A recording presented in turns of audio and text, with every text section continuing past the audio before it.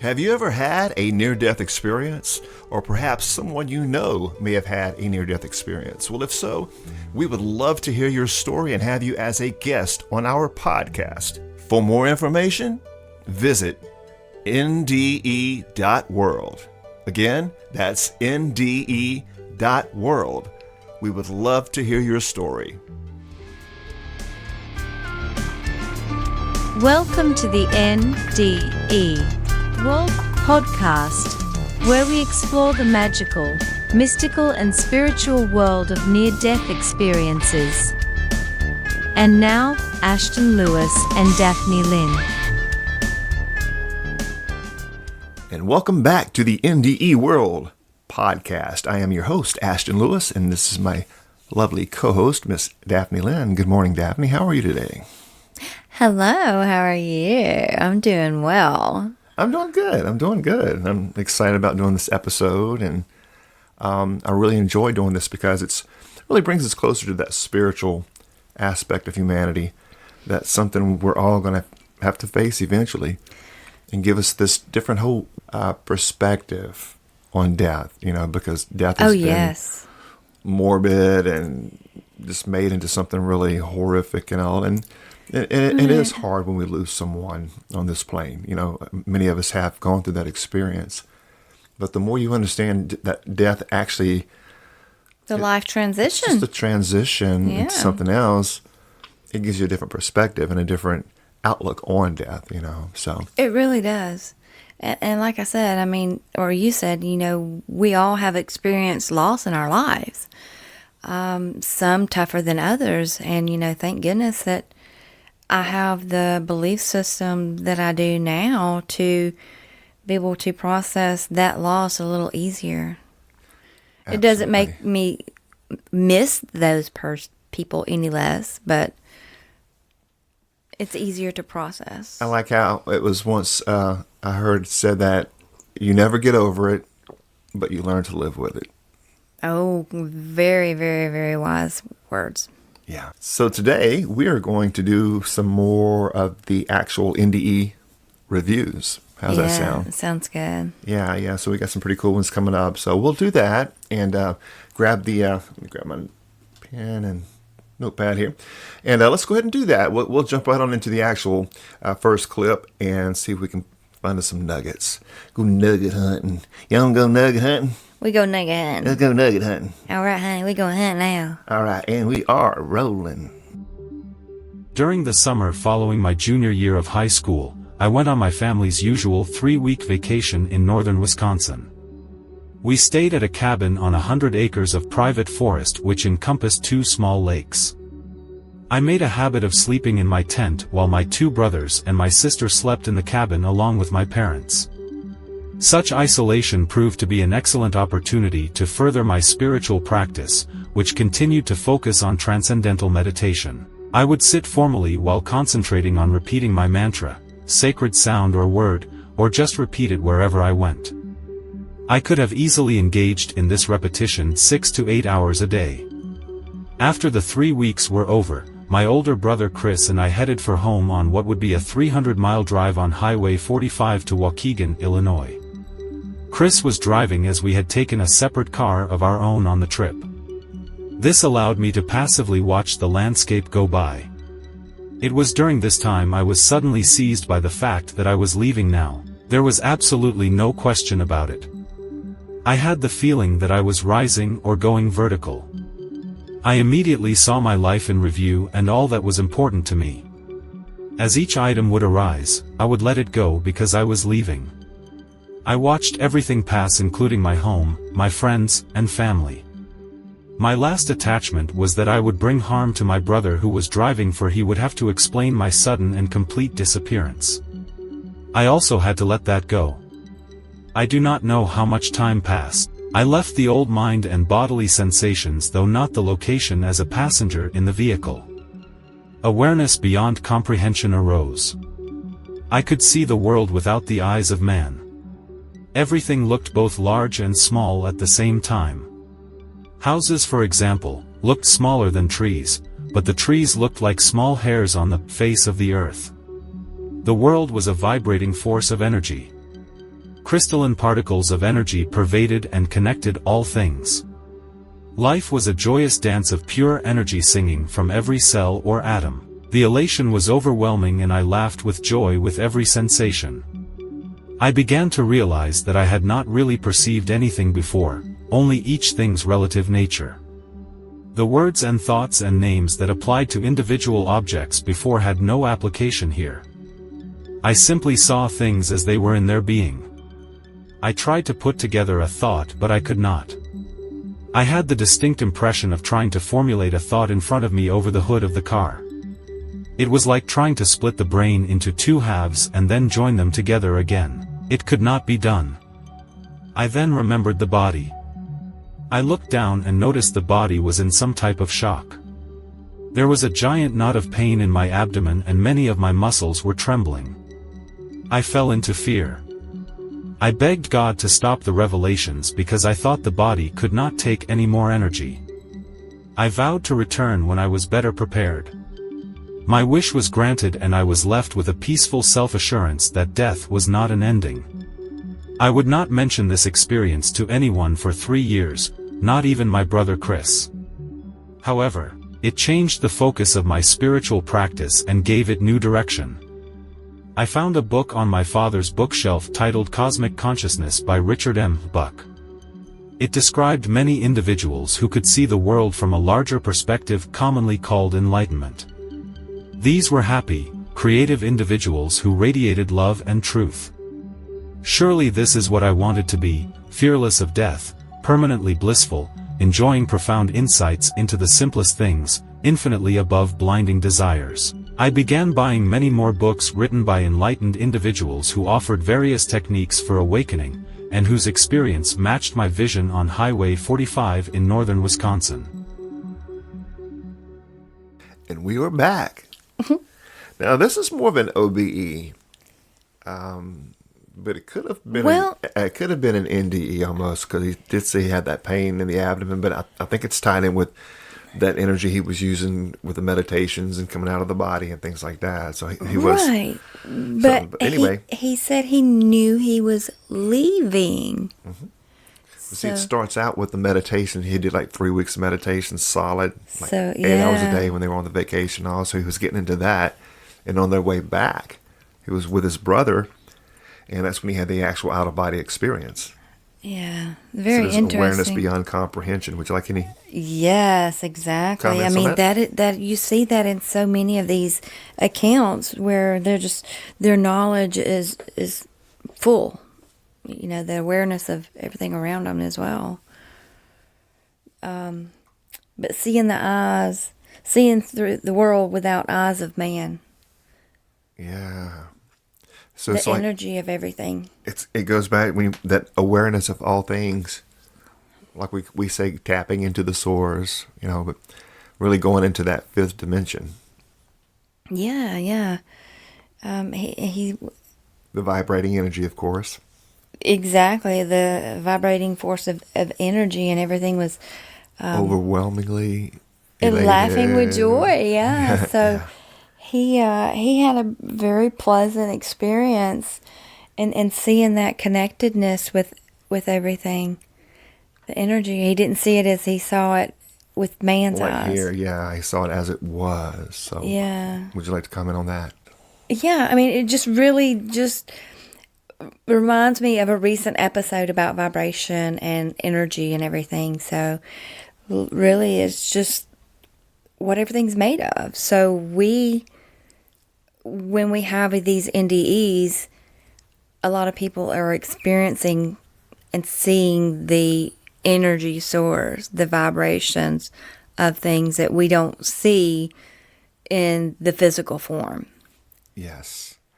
So this guy, he's continuing with this out-of-body experience because he was meditating, of course. But then it says he got to a point where he could even form a thought. Mm-hmm. Almost like it said, the brain being split in half and trying to put it back together to form something. It just would not work. That's bizarre. That's very interesting because normally with a traumatic NDE, something happens where they actually die. They have thoughts and answers coming very quickly. So, but with him, he couldn't form a thought. So maybe it's because of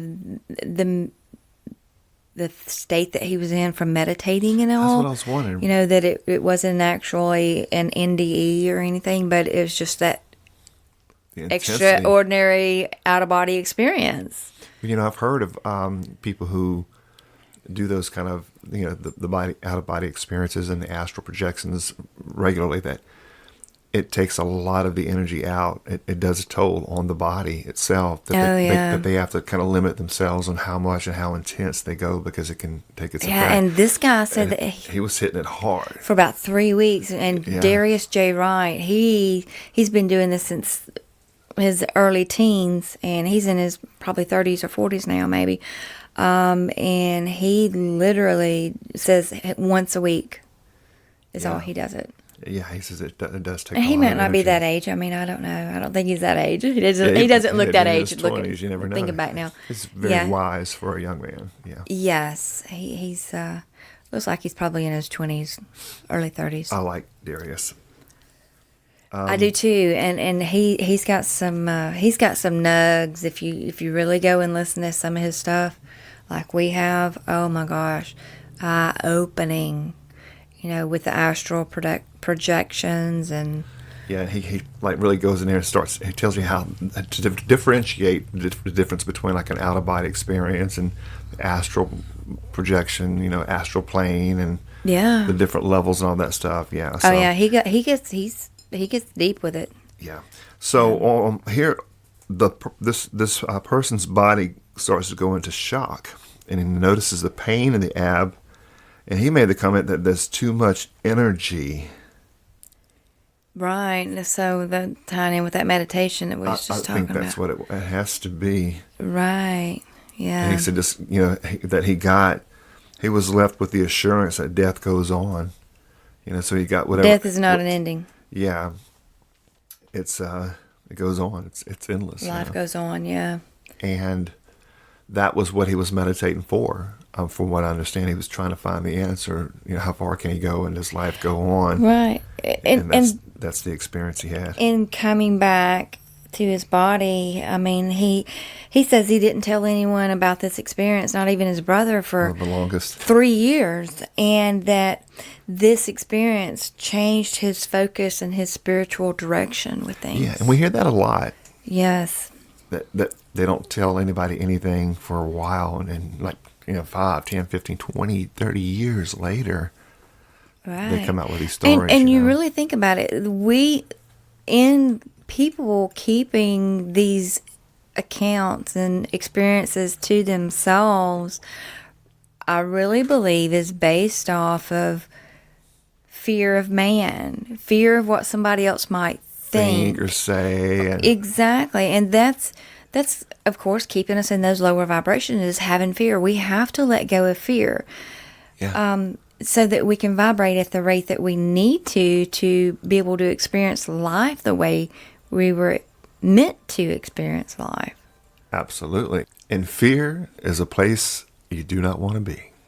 Exactly. You know, and it makes me think about what was the name of the book? Cosmic Consciousness, that he found on his dad's bookshelf. And he read it, and it was an awakening for him. So he started getting other enlightening books. And that's the baby step. That's where you have to be. Find something that piques your interest. Don't be closed-minded or let religion or anything or anyone else step in your way of growth. Right. Because it's you. It's your life, your spirit, your soul, your being, and you are part of the all. You are part of the one. Right, that God within. I mean, if you want to take it scripture, like a lot of people do, it says, you know, that Christ is within us. Mm-hmm. Multiple times. So people just have to accept that and realize that they are part of God. Yeah, they are the flame. Yes. Yeah, and anyway, that's a whole different subject. Yeah, that's a religion subject. Yeah. That's kind of scary now, looking back. Well, I'm not here to knock anyone's religion or their I'm beliefs. not either. As long as those beliefs bring them to a higher self. Exactly. If their belief system is destructive for either themselves or any other soul, Right. or either other creature, anything, then I would question whether or not you need to be a part of that, regardless of Right. whatever their claims are. Right, and when I say little comments like that, I mean it's my own walk. I'm not condemning anyone else's, but I can't go through religion anymore. No. I won't. I can't. Well, it depends on what we define as religion. You know, religion has a lot of, like God, it has a lot of different perspectives and views on what religion is, you know. Anything can be a religion. I guess that ties in with the scripture that, God could be your belly, so there's different ways to look at it. You're right. Just like that, getting that, what is your concept of God?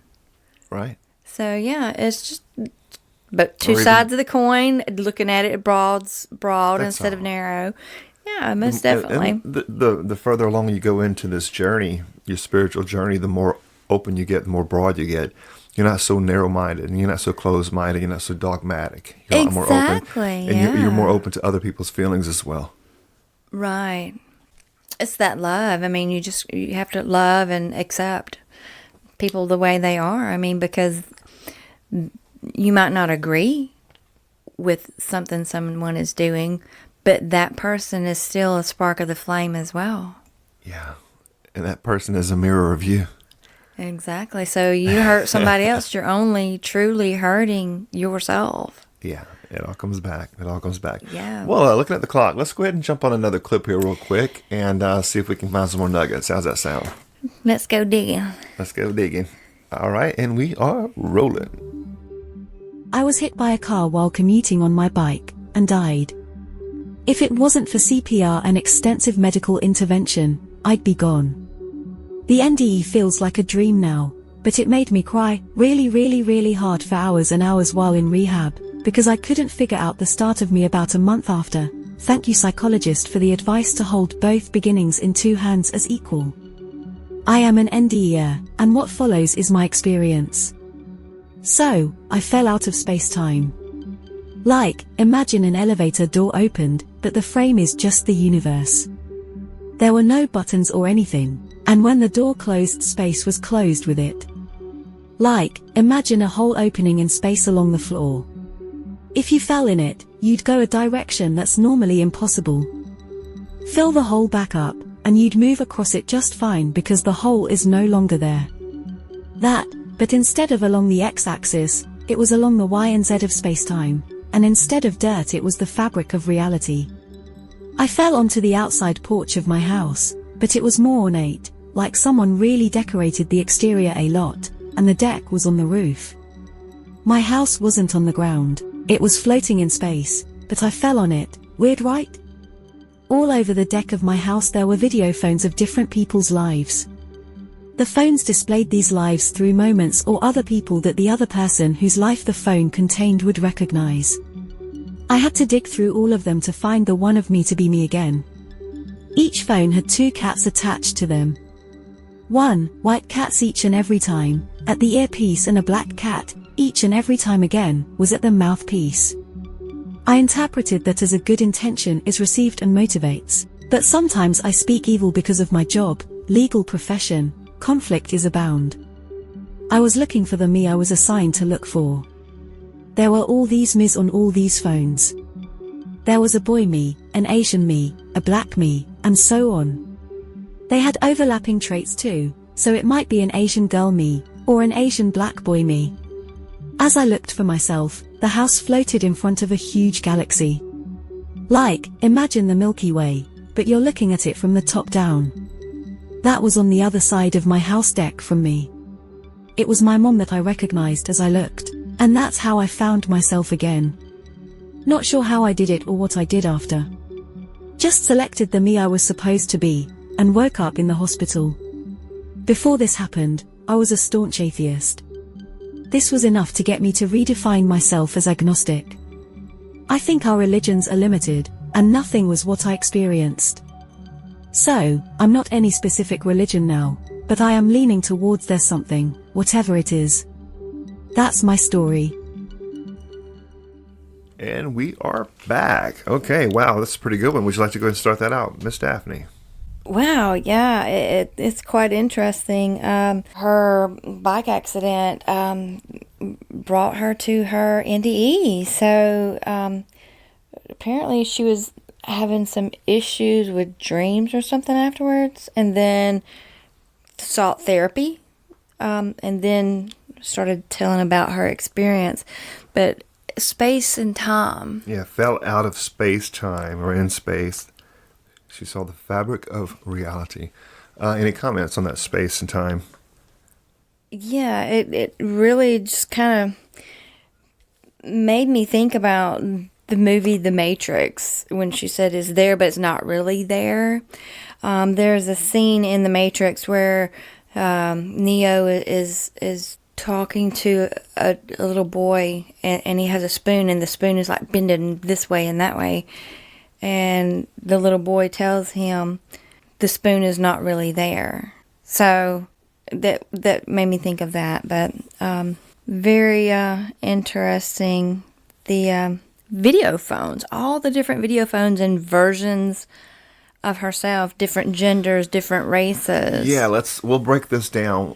Let's back up to the actual video phones. Okay, this tells me this is probably a younger person.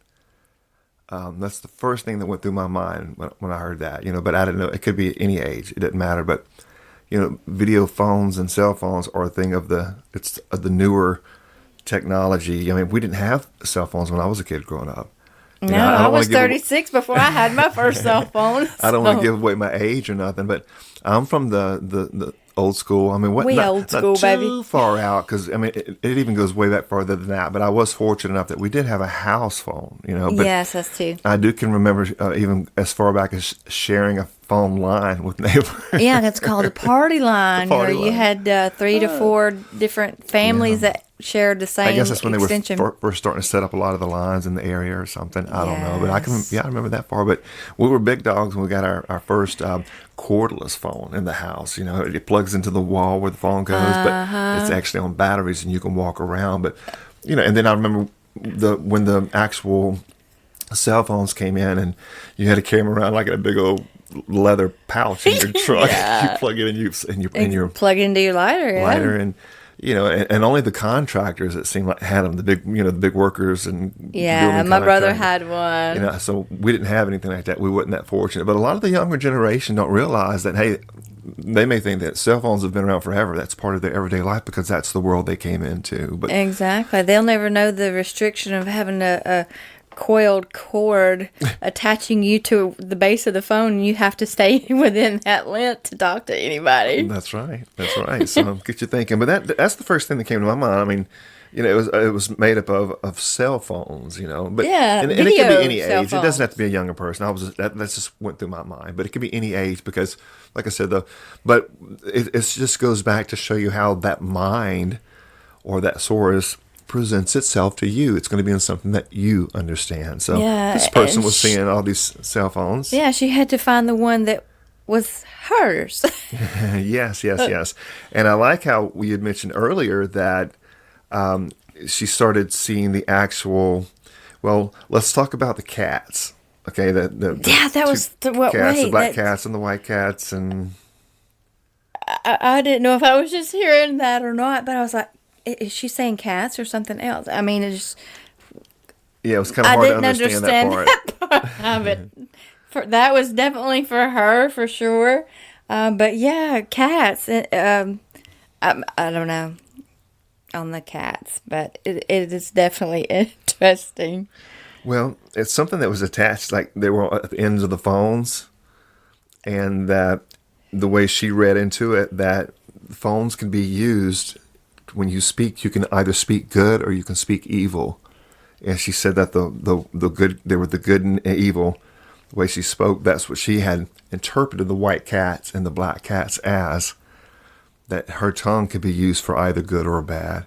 And Very true, yeah, because that's a good we meaning can if you think speak about it. with a forked tongue, or we can, speak truth. And so many people waste so much with the stuff they speak about. Either this some negative stuff, just garbage stuff, gossip stuff, other people, it's negative things. You don't realize how destructive the tongue could be, just in the energy it puts out, Oh, exactly. or the blessings that it could be, and the energy it puts out. Speaks life or speaks death upon everything. And and I Curses. recently heard, I think it was actually Darius that had mentioned it. Put a cup of rice in water and speak good, positive things to one cup, and then in the other cup speak negative and dark and death upon the other, and look at it at the end, of a time Few frame, days, yeah. and see the difference in the two. I mean, and it is very true with our words. Our words are power, and Absolutely. people do not realize the power of our minds, our tongues, and tying in with our reality. Yes. And that's part of growing up and part of getting wiser, is understanding that, be careful what you say, how you say. I've always been like myself, growing up, the older I got, I think I got more, I don't want to say worse, because it's not really a worse or a good or bad, it's just, we're calling it that, but I got very serious, I guess, with the way I talk to people and things like that. And, I'm having to learn myself this, just, you don't have to be so serious, It's all fun. Life is light, keep it light, keep it going, keep it fun. You don't have to be serious. You don't have to be any of that, Right, just enjoy Take it life. lighter. Yeah. Yeah, I mean, and that's what we're actually supposed to do: experience and enjoy, have peace in our lives. Right. Our lives are what we make them, and if you're not a joyful, happy person, then what do you need to do to change that, to experience the joy in your life? And think about how the matrix is set up against us, how the system is designed against us to keep you in that fear, to keep you at the low vibrations, to keep you from growing spiritually into the true spiritual being that you are. The system is set up against you almost, it seems Designed like. to keep you down. So back to the subject at hand. What about, this is a young lady speaking, or lady, young lady, either or, depends on context, of course, sees herself as an Asian version, sees herself as a black version, Different genders. just different cultures, different genders, a boy version of her, a girl version of her. Mm-hmm. Any comments on that? Yeah, I mean, she made the statement that she had to find the me that she was supposed to be. Searching for her then, I guess, is what she was meaning by that. So I wonder what Maybe it's tying in with our past lives, maybe?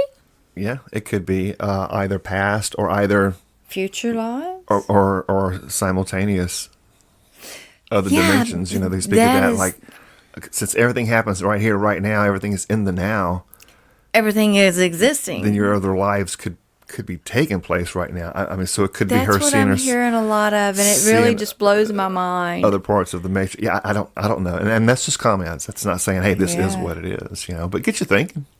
The multiverse. Yes, the multiverse. It'll get you thinking. It really, really does. And that's what we're here, to help people to expand their knowledge and awareness, to expose the mystical and magical Yeah, absolutely. of the world around us. To go with that thought, and I'll even tie in this person's comment. She said that she was an atheist and went from atheist to agnostic, so she's still working on that. But to go with your thought earlier, is that religion is limited. Exactly. And you have to keep in mind that in order to grow to the person that you need to be, or the level you need to be, or the spirit you need to be, then I would question the religion that you're involved with. And, and most people, religion is just something that they do. It's something that they identify with, and they don't necessarily use it for growth spiritually.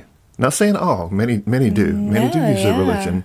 And there are a lot of good people in a lot of religions that are living, the lives they're supposed to be. And there's a lot of people out there that are in religion that are the Sunday and Wednesdays, and then their lives outside of that is living a double life, so to say. It is, So there are those out there that use it for more constructive and positive, So looking at the clock and listening to the weather outside of the studio this morning, we have some, looks like we've got some pretty rough system coming in. I'm actually starting to hear some of the thunder is rolling through outside. Yeah, so we're probably going to be shut down here shortly, but we've got a couple more minutes left here. So anyway, yeah, and I guess the final thought I want to leave with everybody, and you can go ahead and comment on this if you want to, and then we'll go ahead and wrap it up, is we hear this so many times, and the comment is this: there is no religion on the other side. Daphne, would you like to comment on that, and we'll wrap it up? Yes, exactly. I mean, that has helped me to really just fine-tune my belief systems about religion and listening to these NDEs, because we hear so many of the accounts that are literally no religion. It's multiple accounts, and we have that on this side of the veil. So life is going to transcend over there, and we've got to let go of our restricted beliefs. Yes, and your fears. All that has to stay behind. Yes, it all stays on this side. It's all this side of the veil. It doesn't carry over. So if religion is what brings you to a better you, to help others and love others, use it. Mm-hmm. But religion doesn't carry over. But what you do to others and how you treat others does. And if religion is used as a tool for the betterment of mankind and makes you a better person to love and to help others and to connect with others and to understand your oneness and love for all, then it's being used for a good constructive purpose. Mm-hmm. However, I can love and be that without having religion, a title or a mask on. Correct, absolutely. I can do it as me. Because we came into this world without religion. We came into this world with everything we need. Yeah, honestly. And you have to be careful with religion because, a lot of people are so closed-minded when it comes to religion, and so dogmatic. Not as open-minded, I've noticed. I was that way when I loved and I cared and I volunteered and I did all these good things that you're supposed to do when you're on a spiritual path. But I was in religion, and I did not realize at the time until I came out of religion that I was very closed-minded. I was very judgmental, very dogmatic, and I didn't see it when I was in it. You don't realize it when you're in religion, no. I did not see it when I was in it, but now I do, and I'm so thankful that I have had the awakening and spiritual enlightenment that I have, that I can be the better person that I'm supposed to be. Yes, absolutely. Well said, well said. Well, very good then. I'll tell you what, I hate to wrap it up, but we're going to go ahead and shut this episode down. That's a wrap. We do have some time restrictions. We got to keep everything within. And like I said, it sounds like that weather's kind of brewing up outside. So we're going to go ahead and wrap it up. And then we want to send everyone our love, those of you who are listening. And may peace be with you all. And until next time, let your light shine. For more information about the NDE World Podcast, visit NDE.world. That's NDE.world.